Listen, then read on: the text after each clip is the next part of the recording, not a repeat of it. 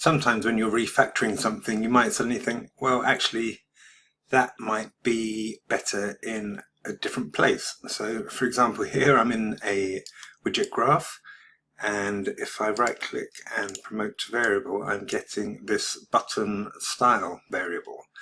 But maybe I want that to be persistent and I want to access that style, which has got all these presets, in another level, and the game instance would be the place to store that. I can copy it, but do bear in mind that if I've got any kind of settings in there, it's not going to copy the settings. It will just copy the variable type, so in this case the button style. I can then paste it into the game instance, and if I right click and say create variable, and you can see it's added it here as a button style, but it's gone back to the default settings. So just bear that in mind. It's just a good place to swap out variable styles. So I would add it into here, and then I would prefix it with GI for game instance. There may be other instances where you just think, actually, I'm going to take all of that across.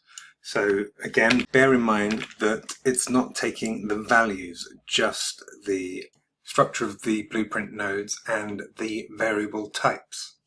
So here, if I just plug this in because it needs an event to kind of trigger the flow, and now you can see I've got all these errors.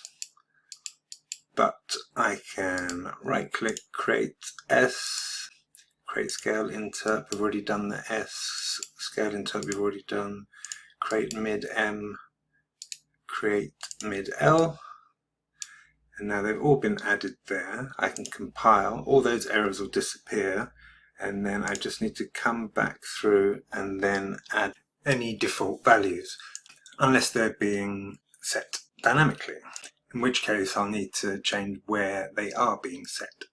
So I'm not sure why there isn't the option to create variable with values retained, just as a kind of special create really. So useful in some instances, so Epic, if you could add that, that'd be great.